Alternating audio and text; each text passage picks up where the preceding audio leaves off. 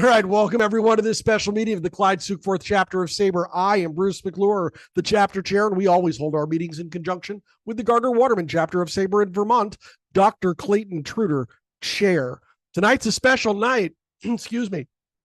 The Classic Era Hall of Fame ballot, I am losing my voice, pardon me, will be debuted. The results will be debuted in about 25 minutes. And I thought I'd get everybody together to have a little fun with a little speculation on who they think is going to get elected. But first, I want to go out to the crowd that we have here tonight and ask about any research projects or anything cool that anybody is doing right now. And the first person I am going to is Karen Holler. And Karen, it's a meeting now. We're good. Karen's here. Tell me what you're doing, girl. I am working on stickball. Are you creating a stickball league? No. Okay. They're on their own. There's like 2 stickball leagues. Really? Yes. And one of them's called the Emperors.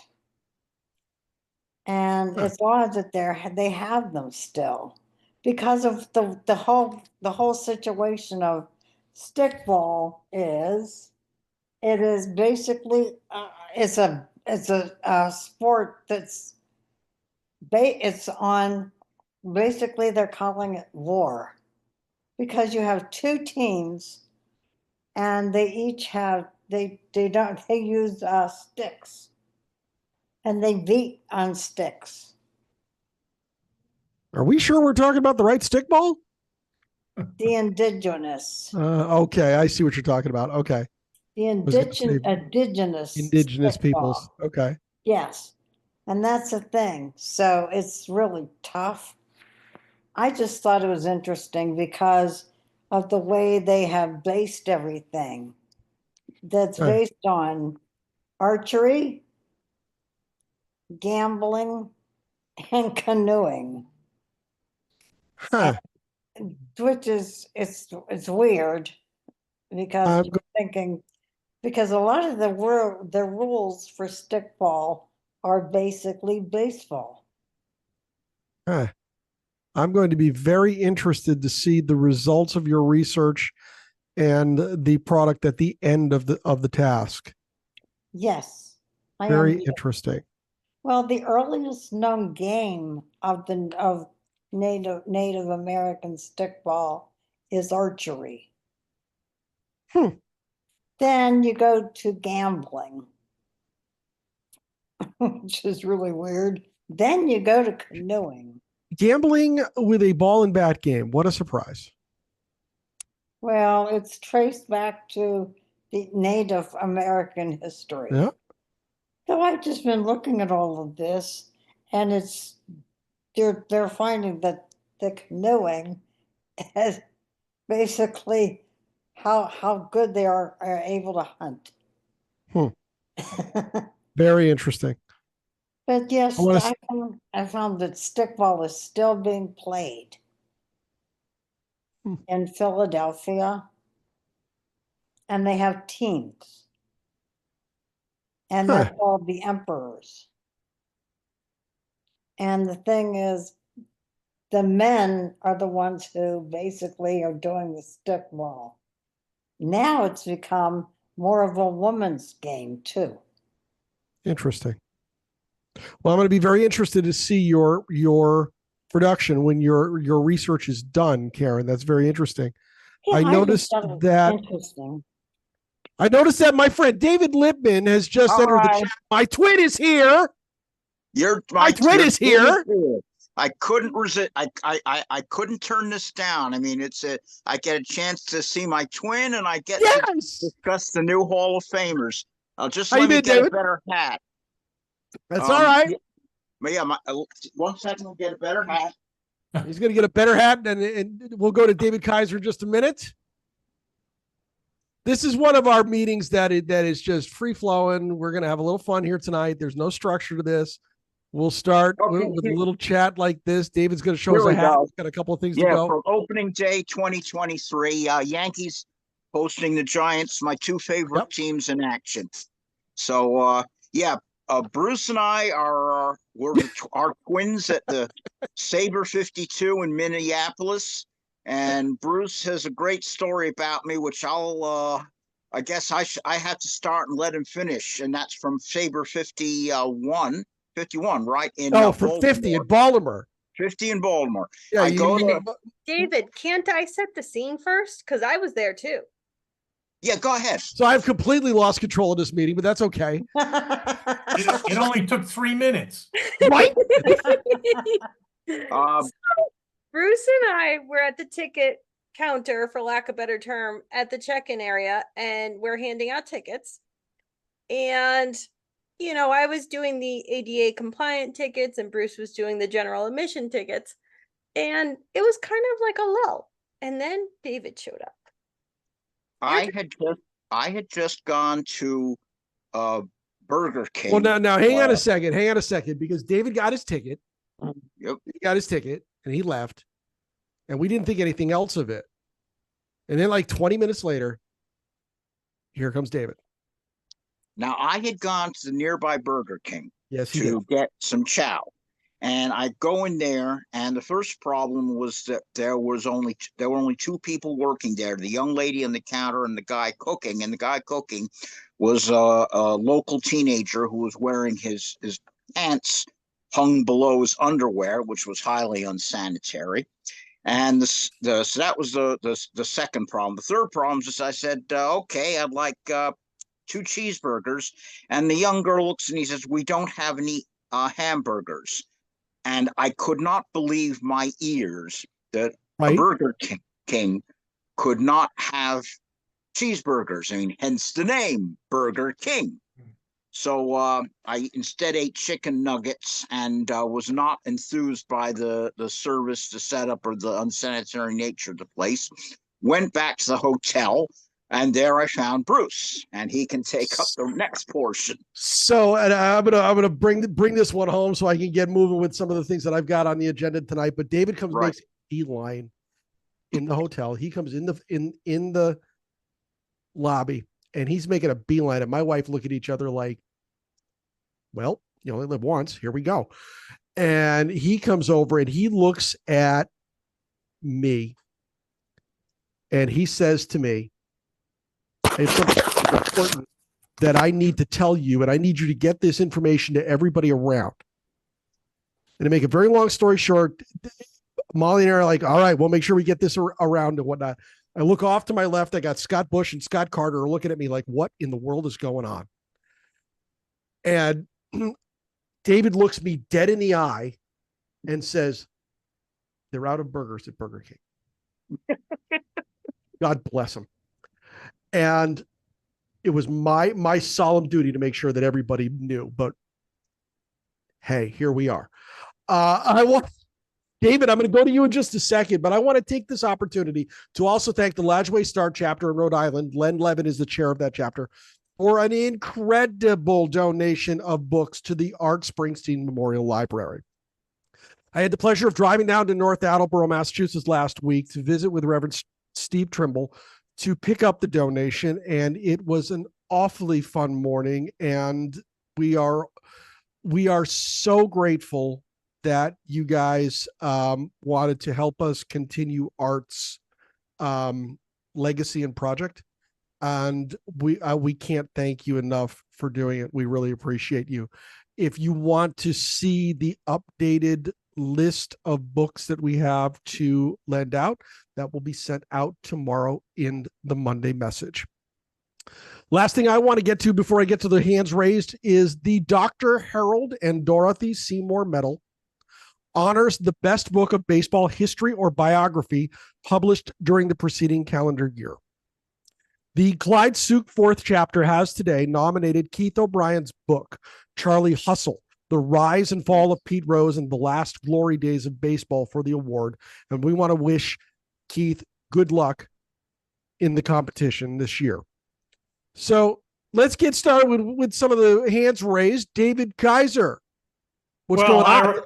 I raised my hand because I wanted to be on the ground floor when the discussion of the Hall of Fame candidates start.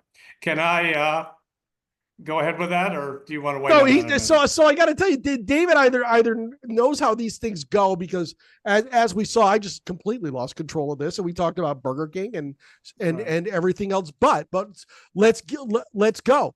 The classic ballot is going to be debuted very shortly. We all know the names on the ballot. Okay. Boyer, Donaldson, Allen, Garvey, Harris, John, Parker, and Tiant. David, what's your first thoughts on this? Go. All right. Well, let me just ask quickly, have any of you read my book, Baseball Greatness? I think I've got it. The answer is no. Okay. I developed player evaluations based on wins above average, not WAR, and using Michael Humphrey's fielding statistics. And a key thing I investigated came from Bill James in The Politics of Glory. Actually, it was originally in an abstract in what he called the Keltner test. And he said, one of the things you would want to ask about an MVP candidate is, could you win the pennant if this guy was the best player on your team? And what I discovered was that the statistical definition of that, by my reckoning, was 4 wins above average in the season. So I began to focus on how many times different people had done that. And what I found out was that if you've done it 5 times, particularly if you're a hitter, you're almost certainly in the Hall of Fame, although there are exceptions, and we're looking at one of them today. If you've done it 4 times, you might be in the Hall, but the odds are that you won't be. And there are a lot of recent people who have done it 4 times. So looking at this list of candidates, Dick Allen did it 6 times, which means that if you think that's all that matters, you think that Dick Allen should be in the Hall of Fame. I have never thought that Dick Allen should be in the Hall of Fame because I don't think he was a net asset to his teams. I was confirmed in that view by reading the recent, very thoroughly researched biography of Dick Allen that showed him to be a very troubled individual who could not conquer his own demons, and that had a lot of bad effects. But if you disagree with that, that's fine. Now, the 3 interesting people are Ken Boyer, Louis Tiant, and Dave Parker, all of whom had 4 wins above average seasons of 4 or more. Of the 3, the strongest candidate by far for me is Louis Tiant, partly because that's a tougher standard for pitchers to meet. And there are a lot of pitchers in the Hall of Fame who did not meet it. And he did. I confirmed what Bill James argued, what others have argued. Louis Tiant in particular was a much more effective pitcher than Catfish Hunter. But he was not as lucky in the parks he pitched in and in the teams he played for and the number of times he was in postseason. And that's why Catfish Hunter is in the Hall of Fame and Louis Tiant isn't. Boyer, I think, is a very respectable candidate. Actually, Buddy Bell is very similar to Boyer and I think has the same statistics. He's never gotten any real consideration either. The one guy, however, who definitely belongs and who should be in this ballot, but isn't, and apparently never will be, is Jim Wynn. Jim Wynn is the same age as Dick Allen. His actual achievements are very similar. He had 7 seasons of 4 or more wins above average. The reason nobody thinks of him as a Hall of Fame candidate is that he had most of his best seasons in the with the Houston Astros in a very low hitting era, and therefore his stats don't look very impressive. But if you use a legitimate comparative stat like wins above average, you realize that he was a great player. In addition, in 1974, he was by far the most valuable player on the Los Angeles Dodgers. That was the year Garvey won the MVP. Now Garvey is an interesting case because he never had 4 wins above average in the season because he didn't have a lot of power, he didn't have good on-base percentage, and he had no positive defensive value, whatever. But he's on the ballot. So that is what I have to say about this particular group of candidates. Thank you very much. I will tell you, David, that I've got your book in our library. Okay. Well, Yeah. when you've got nothing to do someday, check it out. There you go. My reading list became extremely long, but yeah, we cataloged you in today, as a matter of fact. Ryan McClanahan has a good question in the chat. Did Dick Allen tell Curt Flood not to report to the Phillies? I don't have. I have never heard that. I have not heard that either. And that wasn't in the biography, I'm sure. I would have noticed it. Yeah. Correct. Dixie, you're up. Go, Dix. Well, no matter how grateful you are to Len Levin is 10 times more grateful for you taking those books. I've been a member of the Southern Rhode Island chapter since it started. So that's 35 years at least. And I've packed up those books several dozen times at our various meetings, including the last one a couple of weeks ago. So we never thought anyone would take all those books. We never did. And here you are with those books. So we all thank you, because now we don't have to move several hundred books at every meeting. You know, something tells me that Dixie is trying to tell me that I am the definition of insanity. Close. Well, you know what? I know my place. And at our meeting, staying on a little bit of the topic here, Louis Tiant was the only guy who was voted in at our meeting. Dick Allen was second, but didn't make the cut. But Tiant got the votes necessary in our mock draft. Well, we actually held a vote as well.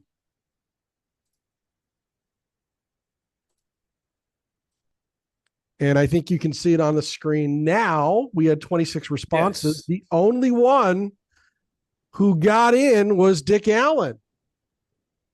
Louis Tiant missed by a vote. And nobody got even close. According to our balloting and our voting, Steve Garvey has lost his second election of the year. So yeah, right. Doug Rubin has his hand up. Doug, do you want to get in here? Doug, go, man. Yeah, I mean, maybe people would agree that, we're sort of in the hall of very good in many of our discussions around baseball. I mean, how many players are there, like Tony Gwynn quality, where people, you just drop your jaw and say, oh my God, he was the best player, among the 3 or 4 best players ever. So I sometimes wonder, I look at WAR, I look at, our perception, was he the best player that time? I mean, I think of Dave Parker made a really good throw in an All-Star game, right? I looked at Tommy John's career is almost similar to Robin Roberts, long and steady and 2 to 3 WAR, average per year, 200 plus innings. So I always wonder, on the other hand, Dick Allen was feared, for a variety of reasons. He was an awesome hitter, but I have to agree with the other gentleman. His teams didn't win with him. There were other problems around that. Mm-hmm. I often wonder, 'cause I used to play Diamond Mine a lot, Gymnasium, and, you could play him at third base, Well, Red Sox have a guy at third base that's kind of similar. He's, great hitter, but a liability. So you don't really get too many defensive points with Dick Allen either. So I often wonder, where is that? And Steve Garvey, I was a Dodger fan back then. His throwing was awful, but his ability to field, ground balls, from his various infielders on their throws was pretty good, I thought. So anyway, that's it. Yeah, but the ladies loved him. I thought he was good. I thought he was a good player. The ladies loved him. I'll tell you. And you know what? From what I hear, he loved the ladies too. So I hate to inject politics into this, but he lost the election, but he has all the qualifications for an appointment in the new administration. I've got to say, he would fit right in. Yeah, you're right. You're right. It'll be interesting to see if he gets one. I have been getting email discussing this ballot over the past few days since this meeting was announced. And I got an email from a SABR member. I'm not going to name said SABR member, but the email is very, very interesting. Some of you who are with us regularly might be able to discern who this is as I'm reading it. But the email goes, frankly, the continued snubbing of Doc Adams is nothing short of criminal. The sports writers, none of whom were really baseball historians, stuck to players who played when they were writing. The selection of this committee by the Hall of Fame was short-sighted. There were far better Negro League candidates than the two nominated. The Hall of Fame in defining the early era went up through 1980, and that was terrible. 6 of those on the ballot have been on multiple ballots, some as many as 15. Perhaps they should call these committees the afterthought committees. Oof. I'm seeing a lot of shaking of the head out there in agreement. Yes. I think the writer here is, now I understand why the writer is as harsh as he is, because there are other candidates that are better. Yes. I think this ballot was created in an effort to right a couple of wrongs. Dick Allen. I know that a lot of people say he doesn't belong. I believe he's a Hall of Famer. I'm not alone in that thought, but I'm a nut job, because I also think that Tommy John is a Hall of Famer. If when I voted in our chapter vote, my vote was Allen, John, Tiant. Sorry, Mike Kane. I know you're on the call. Mike, where are you, buddy? Mike was here with his, there he goes. He just popped the camera on. There's that Pirates hat. How you doing, Michael? Good. No, talk to me about Parker. I think Parker should be in the Hall. He's got 2 World Series rings, right? One with the Pirates, one with the A's, and team leader in the clubhouse, feared hitter, had a very solid career, put up some great numbers. So I'm a Parker fan. And then also I think Tiant should be in, probably one of the most dominating pitchers in the 70s. And nobody better to have in the 7th game of a World Series than Louis Tiant, in my estimation, if you wanted to win that game. So as a Pirate, who knows? Right. Well, he was a Pirate. Yep. He would play for the Pirates, played for a hot minute. And it's bittersweet if both of them get in. Tiant passing away a few months ago, and also Parker. I've seen them both personally at different occasions in Pittsburgh, and then on TV. His health has deteriorated because of Parkinson's, over the last 10 years pretty dramatically. So I do hope both of them get in. That's who I would pick. I'm at a disadvantage because I am not well versed in the history of the Negro Leagues. I have been trying to, for lack of a better term, bring myself up to better speed with the research that has been taking place over the past couple of years. And the 2 Negro Leaguers on the ballot, John Donaldson and Vic Harris, I don't know enough about to really comment as to their Hall of Fame aspirations. Is there anybody here this evening that can give me some ideas on if they think Donaldson or Harris should be inducted? The only thing I can tell you, and I can't even tell you who he managed, which is a key issue. Harris is on the ballot because of his success as a manager in those leagues. Now, those leagues were so unbalanced and so dominated by 1 or 2 teams year after year that I'm wondering whether that's really appropriate or not. But that's just me. I don't have enough information in my own head to be able to say yay or nay. And I'm not proud of that. I think that I should be a little bit more well-versed in that. I notice, Francis Kinlaw is here. Francis, how are you doing, my friend? I'm doing well. I'm coming along. Some of you know I've been under treatment for cancer, blood cancer, but my oncologist is pleased with the results so far. And I'm doing well and tolerating the treatments quite well. So I appreciate your question.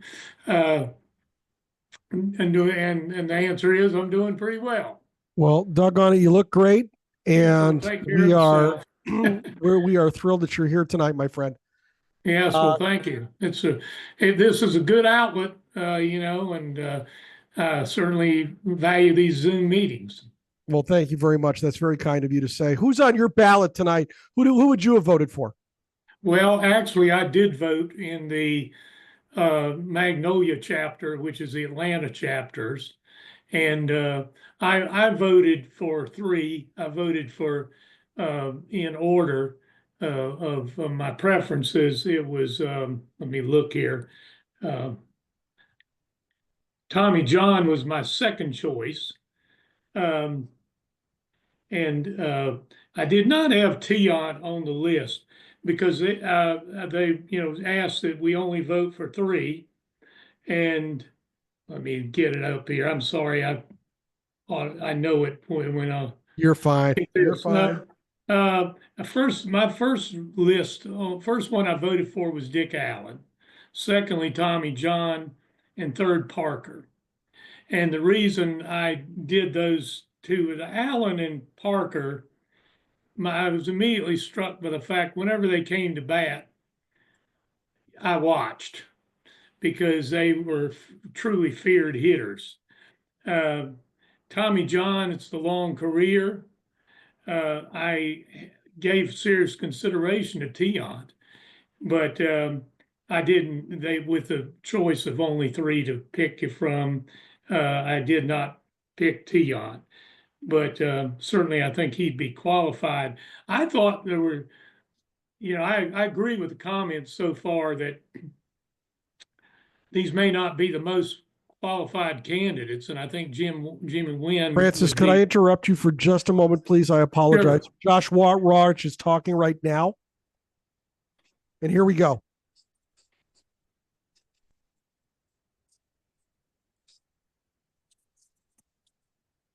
Baseball Writers Association of America casting their ballots throughout the month of January and in December. The results of that process will be revealed right here on MLB Network live from Cooperstown on January 21st at 6 p.m. Jim Forbes Clark, the Hall of our Board of Directors, as well as the Classic Baseball Era Committee that met earlier today. It's time to reveal the results of the election. Leslie was in on this vote this year. To determine who will comprise the first half of the Hall of Fame class of 2025 with the Baseball Writers Association of America. I'm watching it myself on my computer. Perfect. The results of that process will be revealed right here. What channel? MLB. And the guys are spouting blather before giving us the names. Hang on just a moment. We're going to get to that. Leslie Heapy, Steve Hurt, Dick Cagle, and Larry Lester. Respected baseball executives, Sandy Alderson, Terry McGurk, Peyton Moore, Artie Moreno, Brian Sabian, and Hall of Famers Paul Molitor, Eddie Murray, Tony And Farrell, here we go. Lee Smith, Ozzie Smith, and Joe Torre. Now, earlier today, the 16-member committee reviewed a distinguished group of 8 players and managers whose careers were most significant prior to 1980. The 8 candidates comprising the ballot included Dick Allen, Kent Boyer, John Donaldson, Steve Harvey, Tommy John, Dave Parker, Louis Tiant, and manager Vic Harris. Now it is time to reveal if any of these candidates will be Gallons in next July 27th when the Hall of Fame induction ceremony seen here on MLB Network takes place. Classic Baseball Era Committee has elected 2 new members to the National Baseball Hall. 2 new members. Yep. Of the Hall of Fame class of 2025 played 15 seasons from 1963 to 77. Dick Gallinger first.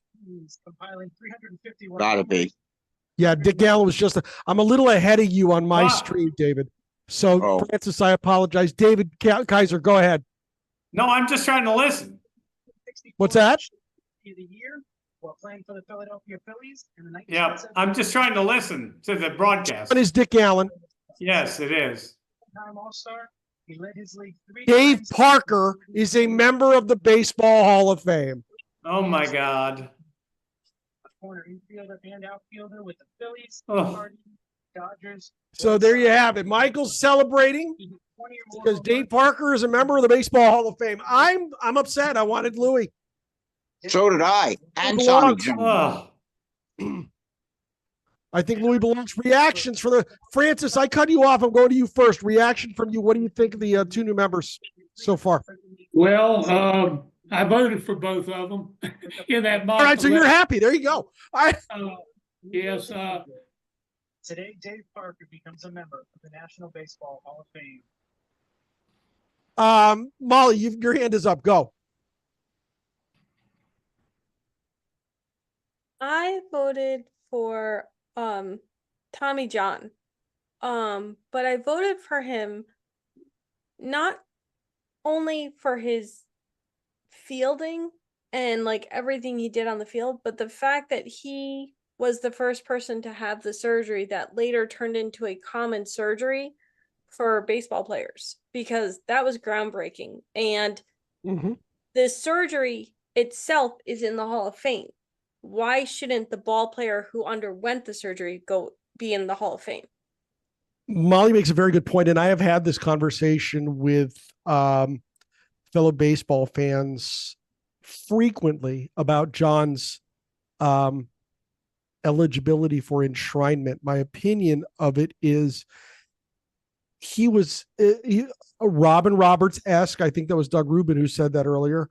I believe that without that injury, he would have had 300 wins.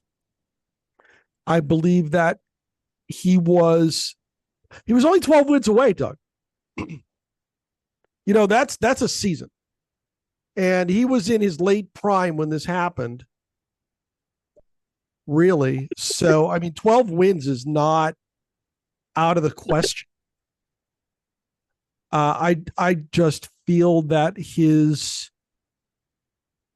the merit of his candidacy lies in the fact that he was so consistent for so long. But nevertheless, he's not in. I wouldn't have voted him in simply because he was the first guy to have the surgery. I think that he could be remembered in different ways for that in the Hall. Louis should be in. I'm dismayed about Louis. And I am just waiting for my email to blow up because neither of the Negro League candidates got in, and Doc Adams is still not on the ballot. David Kaiser, you're up. well, I know the youth of America isn't paying much attention to baseball anymore, but I will still comment that I think these elections are not a good example. The 2 men who have been elected, one thing you can certainly say, I think, is that neither one of them, although they did a lot, did nearly as much as they could have, based purely on their ability. On the other hand, if there's anybody who got more out of his ability than Luis Tiant, I don't know who he is.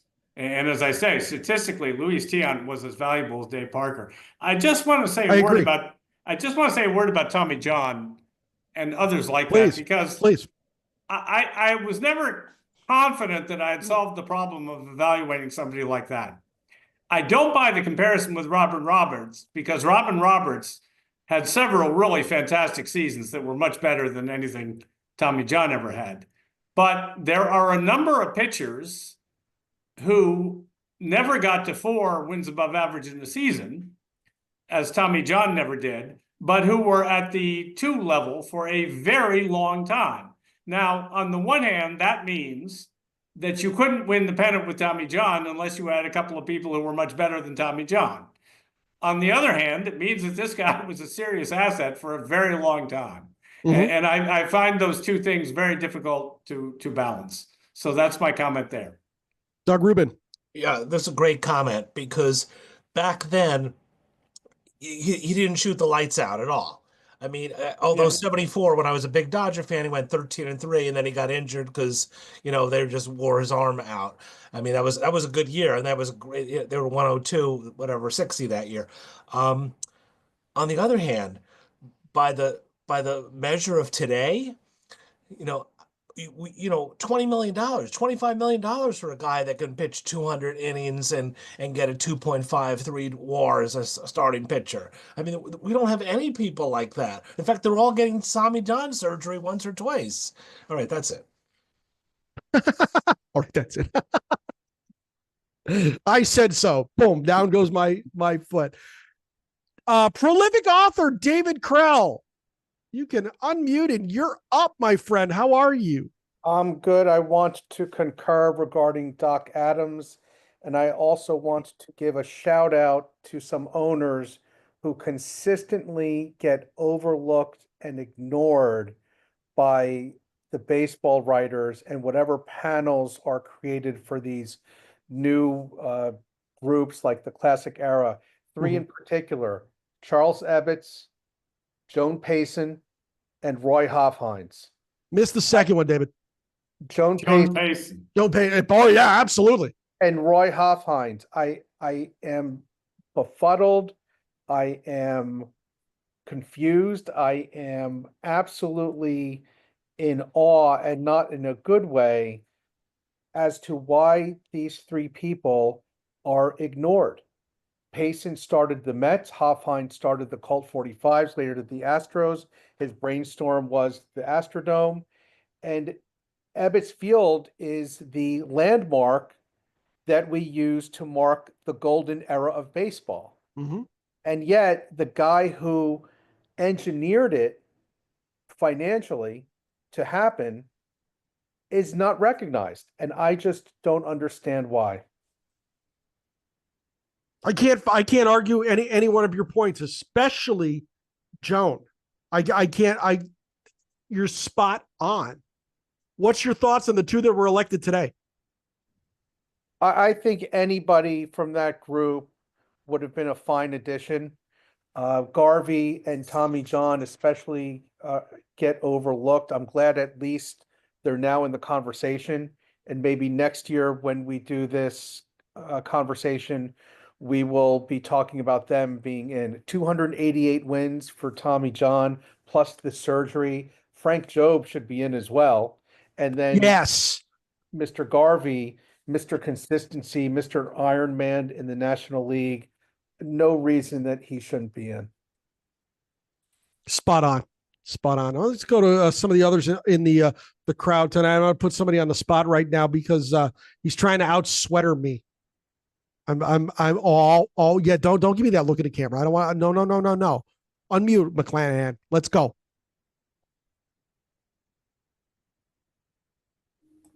You're up, there right? we go. There we go. All right. What are your thoughts on this, my guy?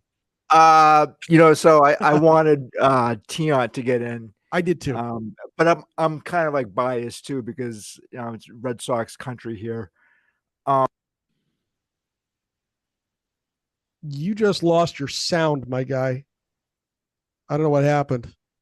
Can you hear me now? Yeah, I can hear you now. There you go. All right, cool. The other guys I don't really have much of a problem with. Dick Allen though, he I don't think he did really contribute a whole lot to the ball clubs. I think he was kind of from what I've heard, the owners didn't really like him very much, especially in the clubhouse. I think they thought that he was really not contributing to the other ball players, from what I've heard. But there's two other owners that I think really need to be elected to the Hall, and that's Crosley Powell and Sam Breeden of the Cardinals. And I think Sam Breeden really kind of like he has like 10 pennants under his belt, and I think without him the Cardinals would not be a team. And so the other guys who are on the list, I would have liked to have seen Steve Garvey in, but can they how many ball players could have been elected tonight? Three. It was three. Well, you got 3 votes, I should say. You had to get 75% of the ballot. And there were what, 20 members of this committee, I think. So there was no limit on how many people could be elected, but there was a limit on how many you could vote for. One of the things that I find interesting is we're talking about Dick Allen not contributing to teams over the years, and his B WAR was 58.7. I don't know how a guy who doesn't contribute amasses a wins above replacement of 58.7 throughout a career. He had a negative WAR only twice in his career, even, with some of the part-time seasons that he played. I just feel like Allen kind of gets a rap the same as Curt Flood for being an alleged troublemaker and trying to upset the owner's apple cart. And oh my goodness. And I just feel like Allen gets a bit of a bad rap, but that's a personal opinion. Ryan, you had another comment. Yeah. So how come they didn't put Curt Flood is an obvious choice for Hall of Fame? Just because everything he had to endure from baseball, and sometimes the ball player, whatever he does on the field. I mean, Flood was a great ball player, but he made a huge impact on the game that I think he really does deserve. I think more than anybody on that list tonight should have gotten. He should have been there, so. I mean, frankly, Flood was worth 42 wins above replacement. His batting average was about the same as Allen's. Not as, the power numbers weren't there, but statistically, he wasn't half. He was fairly similar to Dick Allen without the power numbers. I mean, granted, Flood only hit 85 home runs throughout his career, but as far as I'm concerned, he contributed to the Cardinals' pennants. And once they tried to trade him to Philadelphia, that was it. The light turned off. I as a talent evaluator, I am a very good content creator. So these are the opinions solely of a guy who consumes baseball content. I am not a guy who is wading through a statistical matter on a daily basis. Doug Rubin, you had a great comment in the chat. Would you state that out loud for us, please? Are you talking about Steinbrenner? Yes. Yeah, no, I've never liked the Yankees, and but it's a flagship franchise, and they were terrible. They were terrible when CBS Westinghouse owned them in the 60s. That team was awful. People don't remember because I guess it was only 5 or 6 years from whatever 64 to 70. But he pioneered a way of creating a successful team. I mean, free agency, wouldn't have worked if there wasn't a buyer. There were sellers. Curt Flood and Marvin Miller were sellers, but Steinbrenner saved the Yankees. I mean, who knows what? Anyway, or else they'd be like, I don't know, the Jets. And that's it. Well, there was that little tax evasion thing that happened. I mean, he does. And sicking private detectives on Dave Winfield, and I don't know. Is that part of? And the way he humiliated Yogi Berra and many other people. Yeah, I would have to think about all that also. But Doug both have good points. Doug Rubin is right about his impact on the game. If you want to measure it by that's true. I also want to just throw in Curt Flood. I was looking, obviously, 10 of his 40 WAR were fielding. He was a Gold Glove like his last 5 or 6 years in a row. and MVP candidate for most of those years, and got MVP votes. He was, a completely different player, obviously, but because he's center field on a incredibly successful Cardinals team. Anyway, blah. Shut up. Actually, I suspect that the way I would measure it, or by any measurement, the value of Flood, although he was a completely different kind of player, is probably quite comparable to Garvey. Point well taken. And again, he could help you win the pennant, but you would not win the pennant if you didn't have people who were considerably better than Curt Flood, as those Cardinals definitely did. David Lippman would like us all to know that how lousy the Yankees were from 64 to 73. Yes, that was some dark times in Yankee Stadium. Right. Oh yes. May I interject, by the way, because this reminded me. I'll get another guy who's very comparable to Dave Parker and Ken Boyer is Roy White, who again, his value is not apparent because it was a low offense era and he played in Yankee Stadium, but he was a tremendous player. He was one of the great left fielders of all time and a very good hitter. But he's never gotten any consideration. That's also Roy White. You left out one other thing about Roy White, and that is he was a tremendous team player. Okay. He really, he was a very reliable figure. And when he finally got his rewards in 76, 77, 78, when he was a key tool in those 3 pennant-winning seasons, he even had a home run in one of the playoffs, 77, I think it was. Yeah. When you talk about Steinbrenner, there's really 2 Steinbrenners. You had the Steinbrenner who kept treating Billy Martin and Yogi Berra and other people in his organization like something unpleasant he scraped off his shoe. I mean, he would fire a secretary and then rehire her the next day and write the check to pay for her kids' college education, stuff like that.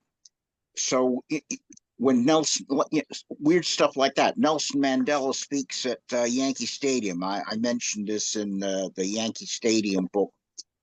Nelson says, "I'm a Yankee," and Steinbrenner pays for the Mandela's entire trip. So he's kind of a mixed bag. But you got to remember, a lot of people in the world are mixed bags. Nobody is perfect except five guys I know, and that's Don Larson, David Wells, David Cohn, Domingo Herman, and Matt Cain, who threw perfect games for my 2 favorite teams. 27 up, 27 down. Can't get better than that. Nobody else is perfect. Rogers Hornsby, miserable person. Tris Speaker was apparently a Klan member, even though he helped Larry Doby adjust to the majors and always called the Civil War the War of Northern Aggression.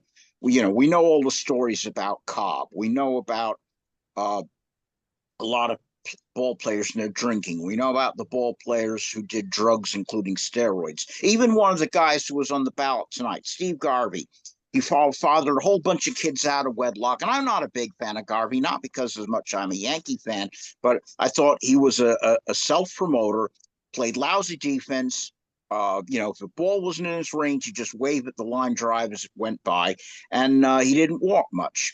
So, that's on the field and that's off the field. So when you look at these people, you got to look at them in the complete terms about whether or not they get into the hall.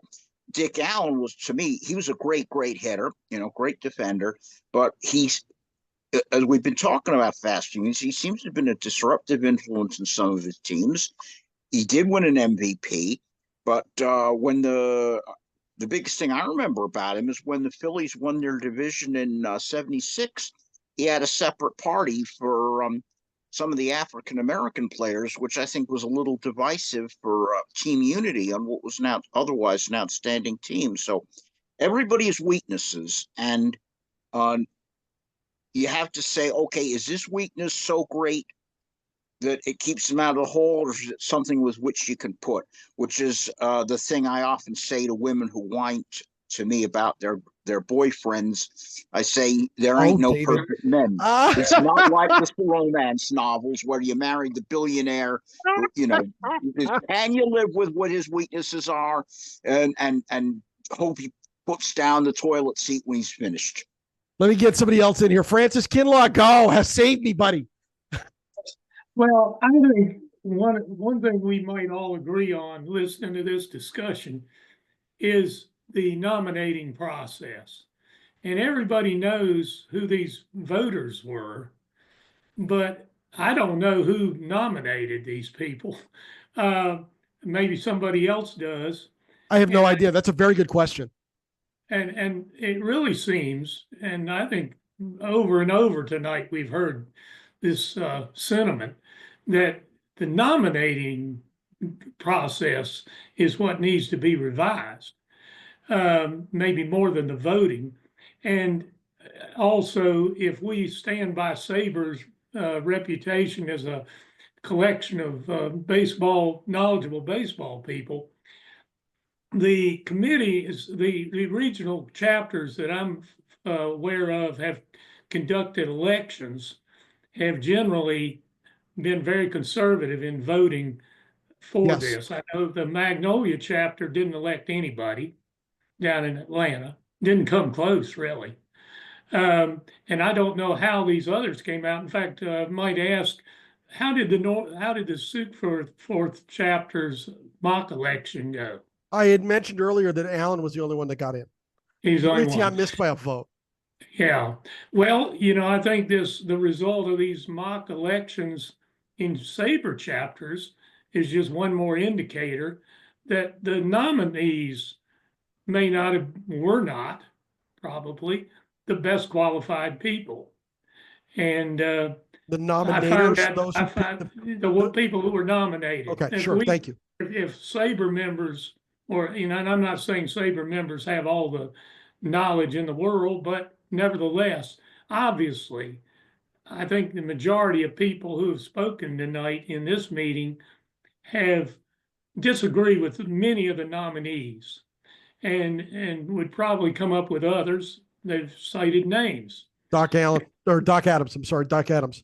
That's been said to me in email. I don't know how many times, Francis. Yes. And that's the thing that I see coming out of this is dissatisfaction with perhaps the result of the election because the nominees were not the best qualified people to be on the ballot. And who put them on the ballot, I don't know. That's a good question. And I know that Leslie Heffy was a voter. I may send her an email and ask her as if she can enlighten me on anything like that. I think that would be an interesting conversation to have. John Bartolick, can you turn on your camera at all, John? I can. I thought I did. Well, oh, there we go. There he is. How you doing, John? Doing good. I just wanted to echo what Francis says. In fairness, I'm the Russian judge. I returned an empty ballot this year. And I think to look at Dick Allen, his first year of eligibility, the sports writers who followed him his entire career, right, he got 3.5%. That's right. And that kind of that's a good point. That kind of says it all to me. All great players, all-stars, every one of them. But we are for years I felt that, but I can't let another committee a year go by without making my advocacy for one guy who almost never gets mentioned anymore, and that's Maury Wills. Yes. And I felt so bad for him because he started pretty well out of the gate, but then he became a broadcaster and a manager, and his reputation went downhill. So if you could just isolate his impact as a player, his impact on the game and on the Dodgers during those great years in the 59 through 66, what an impact. And maybe not reflected in a lot of the metrics that we look at. But I know when a team had to start a series with the Dodgers, all they were talking about was, what are we going to do to keep Maury Wills off the bases, and then what are we going to do if he gets on? And he took them to three world championships and a league championship. But unfortunately, like we said, everybody has flaws, and Maury's flaws became apparent after he played. Yep. He also had drugs. He had a lot of trouble with cocaine. It's in his book, On the Run. I mean, you're both correct. Yes. Him and his son were fighting over the same girl, which I think is something out of a TV soap opera. Yes, I mean, if his career had ended, or if you could vote the day after you retire, I think he would have been in a lot better shape. But his reputation just and self-inflicted just went right down the tank after that. And his drug problems led to him making some very poor decisions in Seattle. One of which was to mess around with the batters boxes to make them a little bit longer so that players could step back a little bit. That's what got him fired. Yeah, Billy spotted that. That's what got him fired. David Kaiser, go. Well, this committee and the committees that are appointed every year is the descendant of the Veterans Committee. Mm-hmm. And these committees are responsible for the vast majority of terrible selections to the Hall of Fame. That's well documented. The writers have let in very few people who didn't deserve it. And the reason is that these committees are composed of retired players, retired executives, whatever, and they're voting mostly on emotion. It seems to me that in a perfect world, which we do not and never will have, if you wanted a committee who would make good recommendations, at least, for overlooked people from the distant past, like Charlie Keller, for instance, who was just a tremendous player for at least 5 years, and who got significant support from the writers when he first was eligible, but then it faded out. That should be a committee of sabermetricians who could make recommendations based on that, and then Jim Wynn, Keith Hernandez, people like that would have a chance. But apparently that isn't going to happen. So well, all. You know, the greatest example of the Veterans Committee being ridiculous there are two of them. The first is how Frankie Frisch got all of his ex-teammates involved. And the second is the vote right after The Glory of Their Times came out. Now, my grandfather loved and knew Rube Marquard, knew him personally. He thought Marquard was a fine pitcher, but somewhat erratic. He won only 201 games, had that 19-game win streak, and the only thing he really is in there for is that great interview he gave in the Open Glory of Their Times, and that isn't even accurate. You know, he's got no business being up at Cooperstown when Irish Musell, Jacques Fournier, and Mickey Vernon are not up there, and it took Gil Hodges and Jim Cott forever to get in. So, you know, the answer is emotion. Oh, what a great interview. We got to get Rube in. And I'm sitting there, Grandpa, excuse me, I was too young. Grandpa told me this. He said, Grandpa was sitting there saying, "Are you kidding?" And, you know, I remembered that. It was ridiculous. And don't forget Rick Farrell, who may be the single worst selection of all. There you go. Yeah, I don't know what book Rick Farrell was in, but he must have been in a book. Well, the best explanation is that they thought they were electing his brother Wes, who actually deserves to be there. But I don't know if that's true or not. I don't know. All right, last licks tonight goes to Robert Watt. Robert, how you doing? Let me unmute if I can. There you go. You got it. I am and was and will be a Louis Tiant man until I'm underneath the green grass. And I think the problems really are the lack of opacity up there in Cooperstown. We don't know what they have considered. We don't see if they're judges, what materials are being presented to them. We don't know who they are. We don't know whether they're relying upon locker room stories about Richie Allen being a clubhouse poison. But what we do know is that the primary factors here are statistics. And when you got a guy like Tiant that 15 minutes before a game started in which he was pitching the entire city of Boston within 10 blocks was going Louis, Louis, Louis, you know that the heart factor is not being accounted for in the selection process. I've been to Cuba. I've been to his home village within the city of Havana. We all know the story about his dad. We all know about the comeback from the broken shoulder blade. He was loved in the minor league teams he played for. So if love of the community, forget the ball players, forget the owners, what is the Hall of Fame all about? It's fame into the community. It's we that sit in the stairs, pay for the popcorn. We that know whether we like a guy or don't like a guy and why we like him. I think the process is flawed. I think it's not transparent. I think that we don't know all the information that's going in. And when Louis Tiant tells them publicly, you vote me in after I'm dead, well, you can go where I think you should go, right? So he threw down the gauntlet and they outweighted him. And he's now buried up in Maine someplace. Yep. I think the next time he comes up, I think if we were to work on getting a heart analysis of what this guy meant to his teams, meant to his teammates. He was, I think it was in the words of one of the speakers here, was he a net asset to his team? Well, you ask his teammates, and to a man, they will say absolutely. He was the heart of this team. And his statistics are every bit, we all know that, of what catfishes were. But it was really Louis Tiant that carried from Cuba to Mexico City into the minor leagues, Portland, the other places he played. This guy had a heart.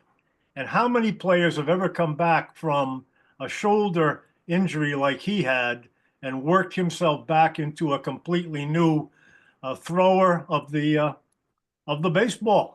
He delighted. People would line up for hours before he was there.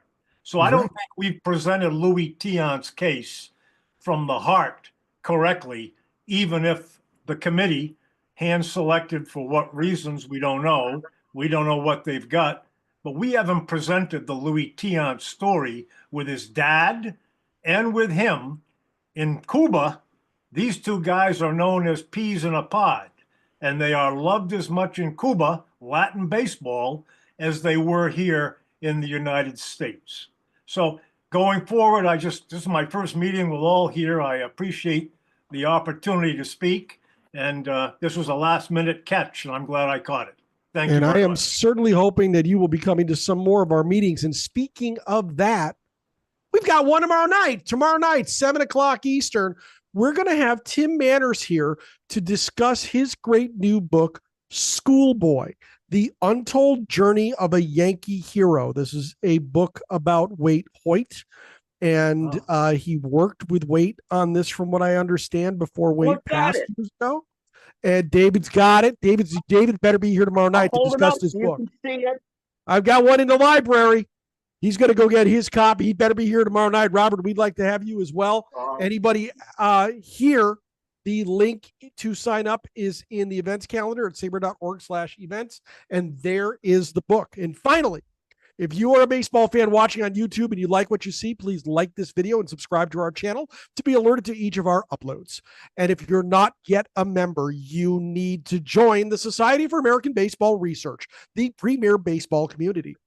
Offering an amazing baseball buffet of options to explore your fandom, SABR boasts more than 35 different research communities, over 80 regional chapters, and innumerable opportunities to connect with baseball minds across the world, like these guys here tonight.